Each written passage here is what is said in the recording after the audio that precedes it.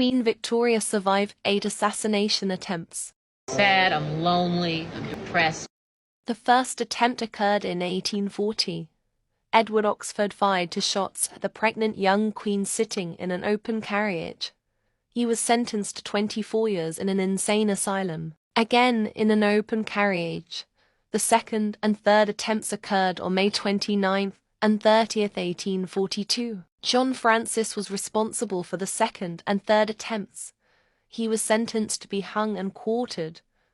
The compassionate Queen commuted his sentence to lifetime banishment. 5 weeks later, on July 3, 1842, a depressed teenager made the 4th attempt on the Queen's life. Fortunately, the gun misfired.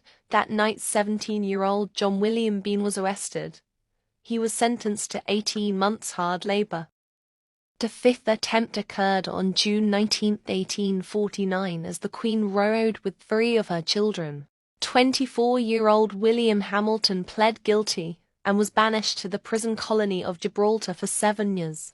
On June 27, 1850, Robert Pate, a former military officer gone mad, approached the Queen's stopped carriage and hit her hard with a cane. The Queen suffered a black eye and a large bruise on the side of her head. Her attacker was sentenced to 7 years in the penal colony of Tasmania. On February 29, 1892, the 7th attempt was made on her life by yet another teenager. 17-year-old Arthur O'Connor pointed a pistol at point-blank range at the Queen. John Brown, the Queen's trusted servant, tackled him.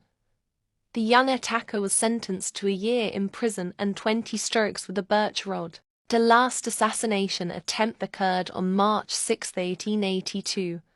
A young man named Roderick McLean fired a revolver at her as Victoria left Windsor Station. Newspaper accounts at the time reported a group of Eton students subdued the attacker and hit him with umbrellas.